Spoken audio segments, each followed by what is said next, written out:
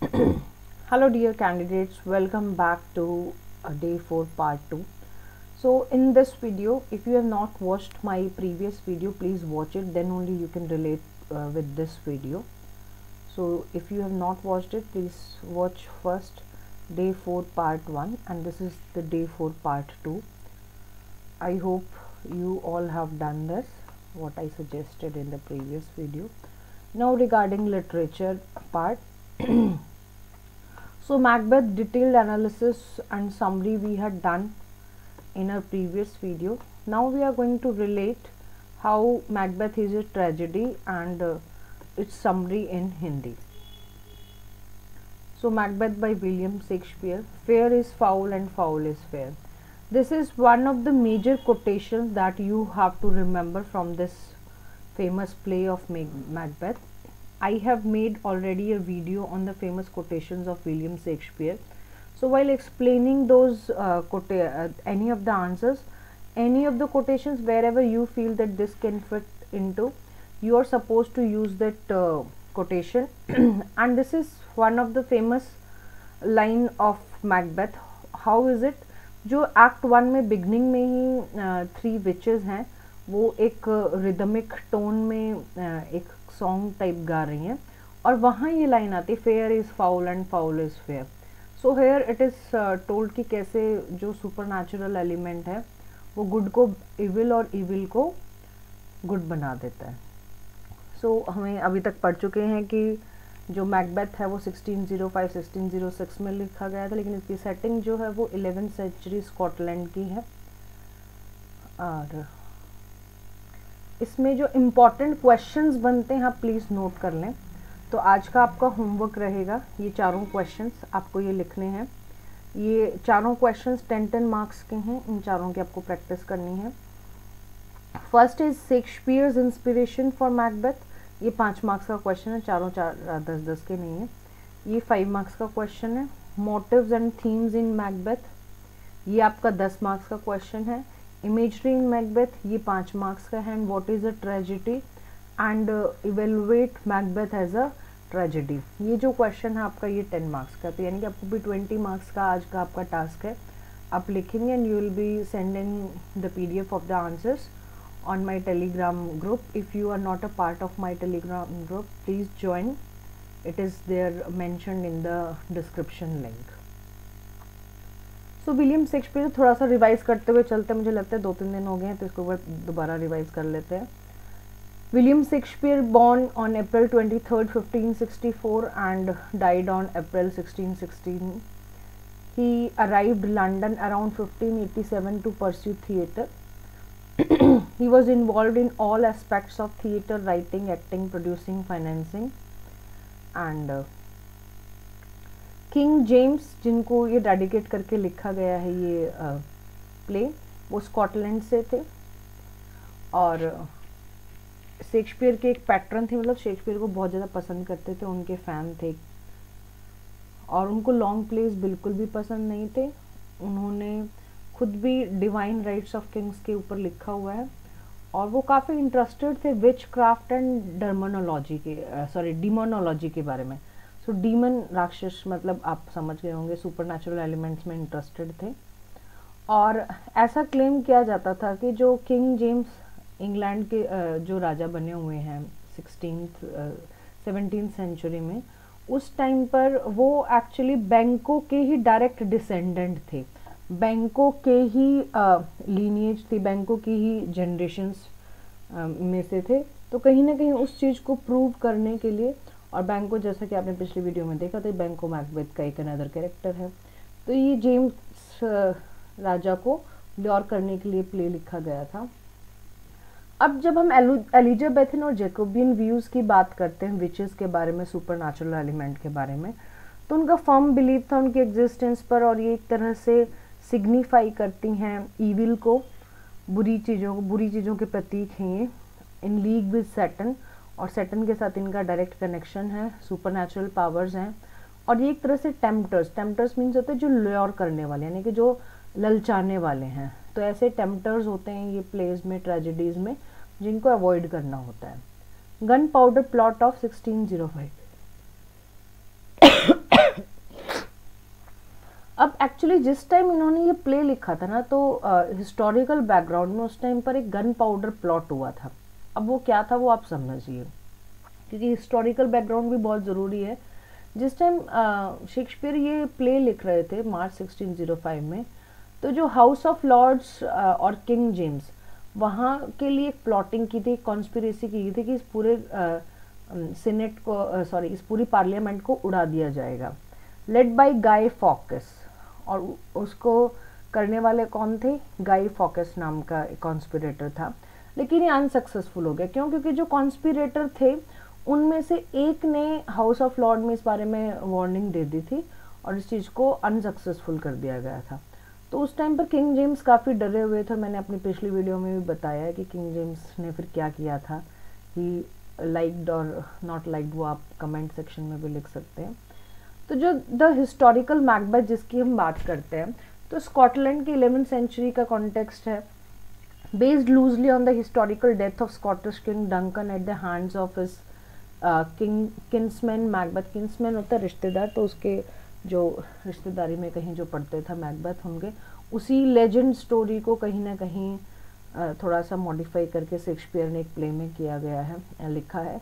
और शेक्सपियर का उस टाइम पर immediate source for this story was Ralph Holinshed's chronicles of England, Scotland and Ireland. उस time उन्होंने एक स्टोरी पढ़ी थी, तो उसी लेजेंड स्टोरी को थोड़ा सा इन्होंने एक्सप्लेन करते हुए इसको किया। हिस्टोरिकली बैंको में हैव बीन एन अकम्प्लिश, और इसी स्टोरी को मानते हुए माना गया कि भाई वही फिर बाद में फिर उन्होंने ही सारा अकम्प्लिशमेंट की थी इंग्लैंड के राजाओं की। द एक्चुअल मैकबेथ रूल्ड, और वहाँ पर मैकबेथ का रूल भी हुआ था। अब ये जो प्ले है एक कर्स्ड प्ले बोला जाता है, जो मैंने आपको पिछली वीडियो में भी बताया था। कुछ एक रेफरेंसेस यहाँ पर भी मैं आपको देती हूँ, कर्स्ड प्ले क्यों बोलते हैं। देखो ये आपको मैं क्यों हाईलाइट कर रही हूँ cursed play, Scottish play, because in the exam, in most of the exam Macbeth is not named as Macbeth.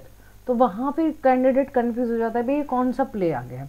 Legend says that Shakespeare included actual incantations from a book of black magic in the witch's line, resulting in a curse on the play.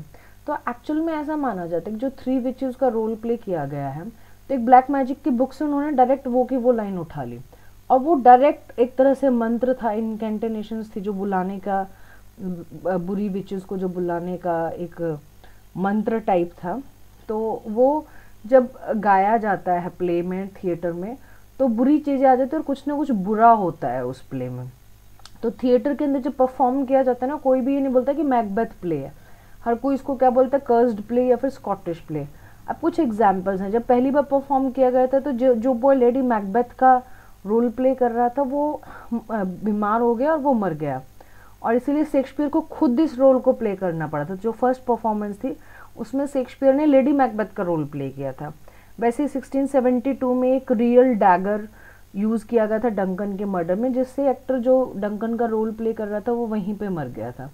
और ऐसे फिर बहुत सारे examples हैं। 1721 में भी altercation between actors and nobleman resulted in burning the theatre down. तो actors और नॉबलमैन जब जो थोड़ा बहुत आग वगैरह जलाते हैं ठंड से बचने के लिए, तो वहाँ जब अल्टरकेशन किया जा रहा था, तो उस टाइम पर थिएटर में आग लग गई थी। Sarah Siddons playing lady Macbeth attacked by the audience. एक बार लेडी मैकबेथ को अटैक कर दिया गया था जो एक्ट्रेस थी।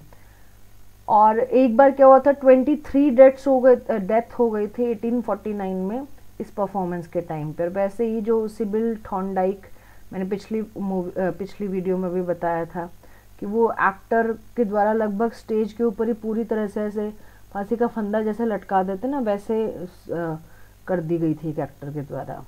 और इसके अलावा भी बहुत सारे ऐसे कास्ट मेंबर्स हैं जिनके साथ काफ़ी कुछ बुरा हुआ, और इसमें काफ़ी सारे ऐसे ये ट्रू फैक्ट्स हैं।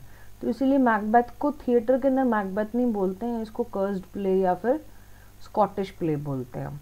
तो एक ऐसा माना जाता है कि जो कर्स मिला हुआ है इस प्ले को, तो उसको ठीक करने के लिए, वहाँ के वातावरण को क्लीन करने के लिए एक हैमलेट की कोटेशन यूज़ की जाती है, angels and ministers of grace defenders. तो बिगनिंग जब भी होती है मैकबेथ प्ले की, तो ये एक आजकल अब एक ट्रेडिशनल एक कन्वेंशन हो गया। तो हैमलेट की इस लाइन को डायरेक्टली लिया जाता है, क्योंकि ये भी हैमलेट, ये भी शेक्सपियर ने ऐसा बोला जाता है कि ये लाइन भी किसी ब्लैक मैजिक वाली जगह से या फिर जहाँ सुपर नेचुरल एलिमेंट की जो बुक होती है वहाँ से डायरेक्ट उठा रखे, और ये लाइन बोलने के बाद जो इसका नेगेटिव पार्ट है वो नहीं। आप कभी भी देखना, जैसे मैंने भी कई बार एक्सपीरियंस किया है यूनिवर्सिटीज़ में, कॉलेजेस में, मैकबेथ का रोल प्ले बहुत कम किया जाता है, तो क्योंकि सभी जगह लोगों के मन में डर है कि इससे कुछ ना कुछ अनहोनी हो सकती है। और एक ये मुझे स्लाइड मिल गई थी, मैंने लगा लिया है, will all great Neptune's ocean wash this blood clean from my hands Macbeth. ये आपको जो फेमस कोटेशंस की मैन ऑफ शेक्सपियर की जो वीडियो बना रखी है उसमें भी लिखा हुआ है कि पूरे इस ब्रह्मांड का जो समुद्रों का पानी है, क्या वो भी मेरे जो हाथों में खून लगा हुआ है उसको कभी साफ कर पाएगा। यहाँ पे इनर कॉन्फ्लिक्ट जो चल रहा है मैकबेथ का वो दिखाया गया। तो मैकबेथ के जो मोटिव्स थे, जो सिम्बॉलिज्म्स थे, तो वो क्या हैं, ब्लड हैं, फॉल्स अपीयरेंसेस हैं, हैंड्स हैं, एनिमल्स हैं, स्लीप है, और डार्कनेस है, मैनहुड है, नेचर, अननेचुरल थिंग्स हैं, बर्ड्स हैं, क्लोथिंग है। एक इल फिटिंग क्लोथ का भी रेफरेंस है जो ये दिखाता है कि the things are not in order. Themes में जैसे मैंने पिछली वीडियो में भी डिस्कस किया था, उन्हीं चीज़ों को लेकर है, lust for power, effects of guilt, appearance versus reality, good और एविल, नेचुरल ऑर्डर। तो ये एक ट्रेजिडी कैसे है, a literary work depicting serious events in which the main character often high ranking and dignified comes to an unhappy end. तो tragedy का मतलब क्या होता है, खासतौर से शेक्सपियर की जो ट्रेजिडी हैं वहाँ पर आप देखेंगे कि जो एक ऐसा लिटरेरी वर्क मिलेगा जिसमें सीरियस इवेंट्स होंगे, और जो मेन कैरेक्टर है जो, और जो ज़्यादातर जो क्या होंगे, हाई रैंक के जो कैरेक्टर होंगे, डिग्निफाइड होंगे, उनका एक अनहैप्पी एंडिंग होगी। कुछ लिटरेरी टर्म्स हैं जो आपको जानने की ज़रूरत है अगर आप इसको या फिर किसी भी और प्ले को ट्रेजेडी के रूप में लिख रहे हैं। तो फर्स्ट है कियारोस्क्यूरो। कियारोस्क्यूरो, स्पेलिंग को याद कर लो, किया या फिर चिया बोल के आप कर सकते हो, चिया रोस क्यूरो ऐसे करके याद कर लो, आपको इजीली याद हो जाएगी। चिया चेयर जैसे हम बोलते हैं, तो चेयर बर्ड आपको ये बन जाएगा, ठीक है। चियार ऑस्क, ऑस्कर जैसे हम बोलते हैं, ऑस्क, फिर यूरो, चियार ऑस्क यूरो। इसका मतलब क्या होता है, लाइट एंड डार्क इमेजरी जो है, लाइट इमेजरी से मतलब आपका हो जाएगा कि जो गुड एलिमेंट्स दिखाई दे रहे हैं, डार्क इमेजरी से जो डार्कनेस स्टेज पर जो दिखाई देती है, तो उन सब का जो कॉन्ट्रास्ट होता है उसको क्या बोला जाता है, चियारोस्क्यूरो। फॉरशैडोइंग, फॉरशैडोइंग का मतलब होता है हिंट्स अबाउट फ्यूचर एक्शंस। तो पहले से ही ना ऑडियंस के दिमाग में कुछ कुछ एक शैडो बनने लग जाती है आगे होने वाले चीज़ को, बिफोर हैंड शैडो बनने लग जाती है, बिफोर इवेंट शैडो बनने लगती है, आगे क्या हो सकता है, तो उसको हम क्या बोलते हैं, फोर शेडोइंग। असाइड, ये बेटा ना लिटरेरी टर्म्स हैं, ये इनके आप जो लिटरेरी वर्ड्स जो मीनिंग है उनके ऊपर मत जाओ, इनका ये टर्म्स है उनको उसके हिसाब से समझो। जब आप अपना एज ट्रेजेडी एक्सप्लेन करोगे तो आपको इन टर्म्स की रिक्वायरमेंट रहेगी। Characters private comments other characters on stage do not here. तो अब ये क्या होता है, असाइड का मतलब क्या होता है, जैसे स्टेज पे कुछ इवेंट चल रहा है, कोई एक्ट चल रहा है, कोई सीन चल रहा है, ठीक है, तो वहाँ कैरेक्टर थोड़ा सा साइड में होकर धीरे से एक प्राइवेट कमेंट बोलेगा, और ऐसा दिखाया जाएगा कि भी जो दूसरे कैरेक्टर स्टेज पर है उनको वो चीज़ नहीं सुनाई दे रही है, तो इसको हम बोलते हैं असाइड। फिर नेक्स्ट आता है एन एक्रोनिज्म, याद करो स्पेलिंग को, एन एक्रोनिज्म। अब एक्रो में आप एच बोलोगे तो शायद आपको च वाली साउंड याद रह जाएगी, बट इसकी प्रोनाउंसिएशन एनाक्रोनिज्म है। एनाक्रोनिज्म इसका मतलब क्या होता है, inaccurate placement of a thing, person और इवेंट इन टाइम। अब जैसे कोई चीज़ की ना ज़रूरत नहीं है लेकिन फिर भी वो चीज़ जानबूझ के वहाँ पे रखी हुई है, तो उसको क्या बोलेंगे, inaccurate placement of thing, person और event in time. Comic relief, a humorous scene to provide relief from dramatic tension. आपको बताया था पिछली मैंने वीडियो में कि कैसे जो पोर्टर है उसको वो ड्रंक हो जाता है, फिर वो थोड़ा कॉमिक रिलीफ देता है।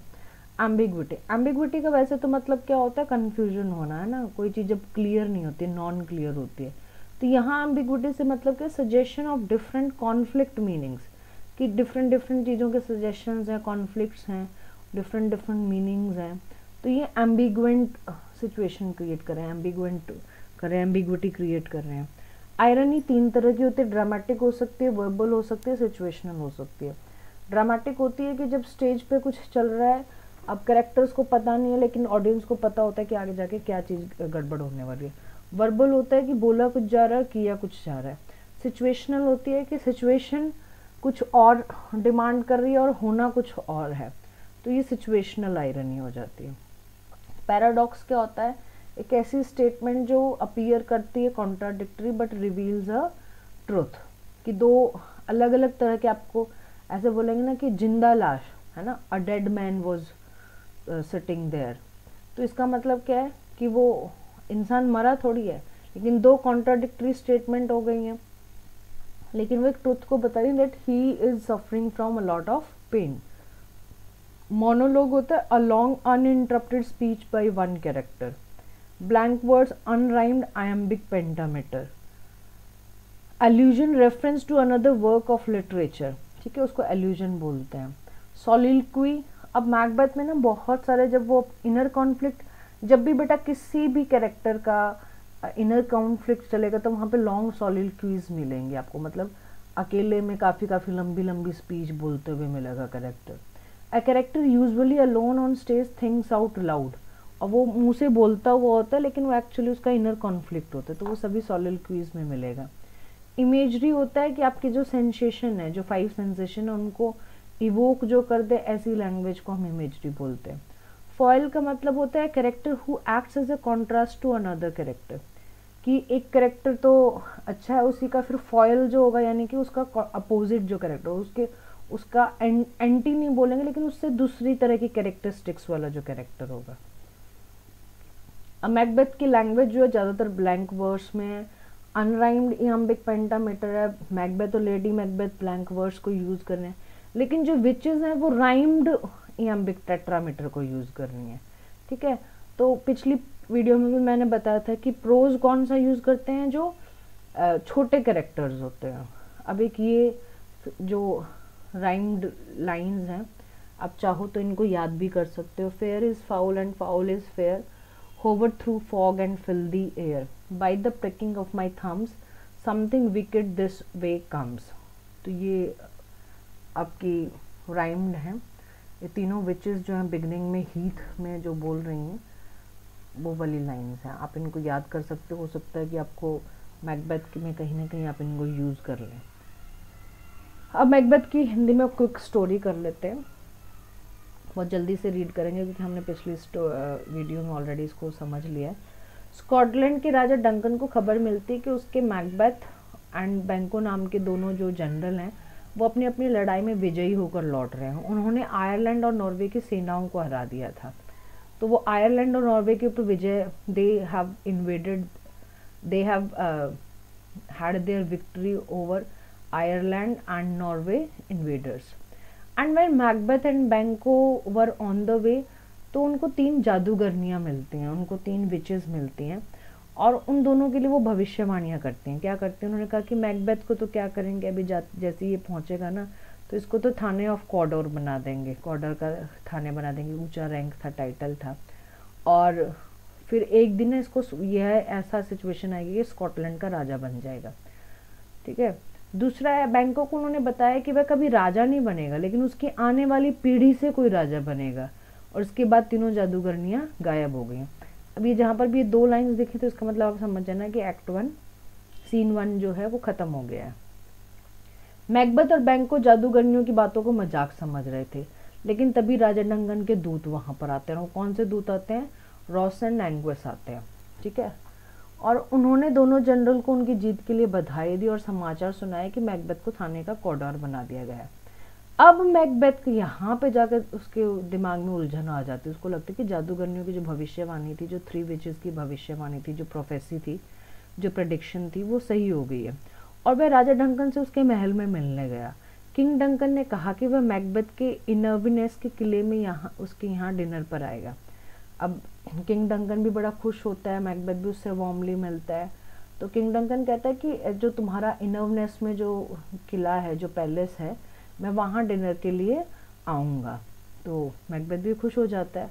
लेकिन जब घर पहुँच के मैकबेथ अपनी सारी ये बातें लेडी मैकबेथ को बताता है, तो बताने के बाद वो लेडी मैकबेथ को, लेकिन मुझे इन सब बातों पे ज़्यादा विश्वास नहीं है, क्योंकि वह राजा तभी बन सकता है जब वह डंकन को मार दे, है ना। तो अब लेडी मैकबेथ का दिमाग यहाँ से शुरू होता है ना, वो कॉन्स्पिरेसी प्लॉटिंग यहाँ से शुरू करती है कि नहीं मेरे को जादूगरनियों की बातों पर पूरा यकीन है। और उसने कहा कि मैकबेथ को किंग डंकन को मार देना चाहिए। और उसने फिर एक प्लान बना लिया। अब क्या प्लान बनाया कि जब किंग डंकन उनके घर डिनर करने आएगा तो वे उसके नौकरों को शराब पिला देंगे, नशे में उन्हें कुछ भी याद नहीं रहेगा, फिर किंग डंकन को मारकर सारा ब्लेम उन दोनों नौकरों पर डाल देंगे। जब डंकन उनके किले में आता है, इनर्वनेस के पैलेस में आता है, तो मैकबेथ प्लान के मुताबिक उसकी हत्या कर देता है। लेकिन जब वह अपने कमरे में पहुंचा तो उसके उड़ते हुए खून से लथपथ खंजर का भ्रम दिखने लग जाता है। यहाँ से हेलुसिनेशन स्टार्ट हो जाती है, क्योंकि immediate after killing Macbeth he is very his inner conflict starts and there is a fight between the good versus evil in his unconscious mind, and that's why he feels that there is a flying dagger. तो मैंने जो अभी इस video के beginning में आपको जो एक कोटेशन बताई थी और जो फेमस कोटेशंस ऑफ शेक्सपियर थी, वहाँ पर ये चीज़ लिखी हुई है। तो उसमें ये है कि भाई क्या ये जो उड़ता हुआ खंजर जो हमें दिखाई दे रहा है, तो इससे मैं मतलब बच पाऊंगा या नहीं बच पाऊंगा। तो इससे वह भयभीत हो उठा। लेकिन लेडी मैकबेथ ने उसे होश में आने के लिया। लेकिन लेडी मैकबेथ कहती कि तुम अभी से ये रिएक्ट करने लगो तो राजा कैसे बनोगे। तो अगली सुबह जब डंकन की लाश देखी गई तो दोनों नौकरों पर ब्लेम डाल दिया गया, जो गार्ड्स थे उसके।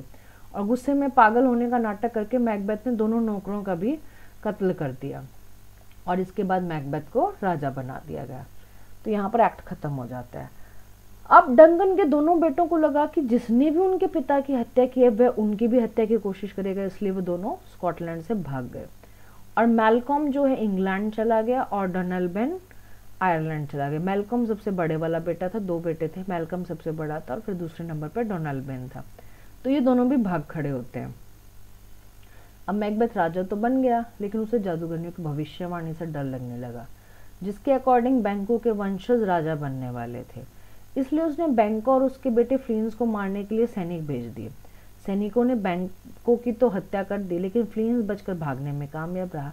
अब देखो ये जो एपिसोड है ना बैंको को मर्डर करवाने का, तो अब यहाँ से लोगों के मन में डाउट आना शुरू हो गया है कि भाई ये हत्याओं पे हत्या ये चल क्या रहा है इंग्लैंड में, स्कॉटलैंड में। रात को शाही भोज में जब मैकबेथ भोजन करने आया तो उसने वहां बैंको का भूत देखा। इससे उसे पागलपन का दौरा सा पड़ गया। लेडी मैकबेथ ने हालत संभालने की कोशिश की और कहा उन्हें इस तरह के दौरे शुरू से ही पड़ते रहते हैं, लेकिन शाही लोगों में कानाफूसी होने लगी थी। कुछ को पहले से ही लगता था कि किंग डंकन को मैकबेथ ने ही मारा था, और उन कुछ में कौन था, हमारे जो लास्ट में इनको मार देंगे, मैकबेथ को जो मार देंगे, मैलकॉम, ठीक है, सॉरी मैकडफ, जो बेटा मैकबेथ, मैलकॉम और ये हैं आपके मालकॉम, मैकबेथ, मालकॉम और मैकडफ। इन तीनों में आपको कंफ्यूज नहीं होना है, ये तीनों याद रखो। और अब बैंको की हत्या के लिए भी वे उसे ही जिम्मेवार मान रहे थे। अपने मंत्रियों आदि को अपने के खिलाफ बोलते देखकर मैकबेथ भी कुछ चिंतित हो गया। अगले दिन मैकबेथ फिर से जंगल में जादूगरनियों से मिलने गया और उनसे उनका भविष्य बताने के लिए कहा।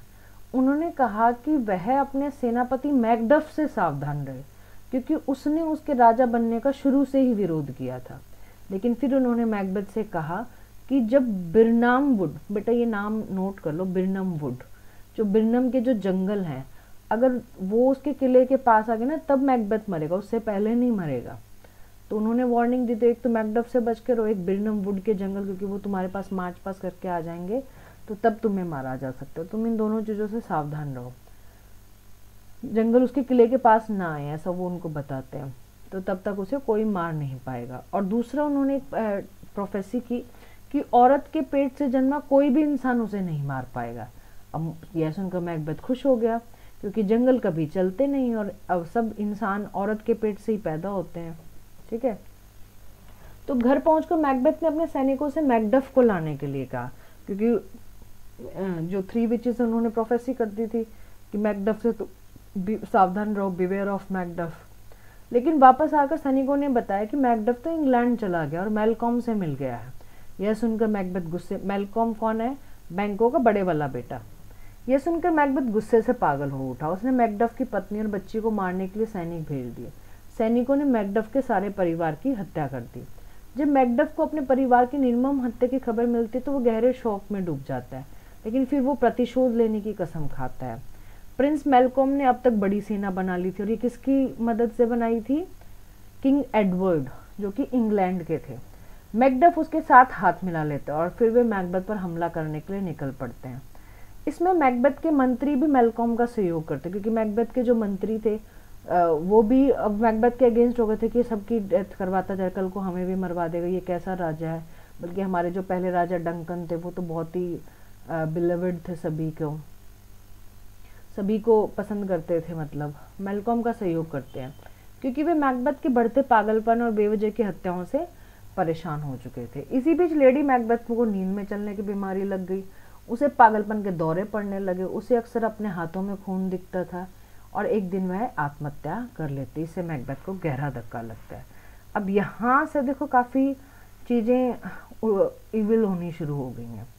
पहले जब से पहली उस डेथ जो हुई थी, पहले उसने जब सबसे पहले डंकन को मारा था, वहाँ से murder murder murder murder, deaths death death death, और अब लेडी मैकबेथ की डेथ जो है वो मैकबेथ के लिए बड़ा ही गहरा धक्का है। फिर उसे इंग्लैंड की सेना के आने की खबर मिलती है। वह किले को सुरक्षित करवाते हैं। इंग्लैंड की सेना से मतलब है मेलकॉम और मैकडफ जो सेना लेकर आ रहे हैं, और लड़ाई की तैयारी करती है। लेकिन उसे पूरा विश्वास था कि वह जीत जाएगा। क्यों? क्योंकि जादूगरनियों ने कहा था कि जब तक बिरमन वुड नाम का जंगल उसके किले तक ना जाए तब तक वह हारेगा नहीं। तो उसको यह था जंगल चलता नहीं तो मैं कैसे हारूंगा। लेकिन तभी मैकबेथ देखता है कि मेलकॉम और उसके सैनिक बिरमन वुड जंगल की पेड़ों की शाखाएं काट कर लेके आए थे और उनमें छुपकर वे किले तक पहुंच गए थे। इससे मैकबेथ को झटका लगता है। उसने सोचा नहीं था कि इस तरह से बिरमन वुड भी किले तक पहुंच सकता था। तो यहाँ पे ऐसे एक्ट खत्म हो जाता है। इसके बाद भयंकर लड़ाई छिड़ जाती है। मैकबेथ बहुत वीरता से लड़ता है, लेकिन मेलकॉम के सैनिक उसकी सेना पर भारी पड़ते हैं। शीघ्र ही इंग्लिश सेना क्या करती है, ये थोड़ा सा नहीं टाइप हो रखा है। इंग्लिश सेना क्या करती है, मैकबेथ की सारी सेनाओं को परास्त करना शुरू कर देती है और मैकबेथ हारना शुरू हो जाता है। और तभी मैकबेथ को वो बताता है कि तुम चाहे कितनी भी कोशिश कर लो, मैं नहीं मार सकता, क्योंकि मुझे जो औरत की कोख से पैदा नहीं हुआ सिर्फ वही बंदा मार सकता है। तब मैकडफ बताता है कि वह कोख से पैदा नहीं हुआ था। दरअसल उसके जन्म से पहले उसकी माँ की मृत्यु हो गई थी और उसे सिजेरियन सेक्शन द्वारा मृत माँ की कोख से निकाला गया था। यह सुनकर मैकबेथ को शॉक लग जाता है और वह घबरा जाता है। फिर दोनों में भयंकर लड़ाई होती है, लेकिन अंत में मैकडफ अपनी तलवार से मैकबेथ के सिर को धड़ से अलग कर देता है और प्रिंस मेलकॉम स्कॉटलैंड का राजा बन जाता है।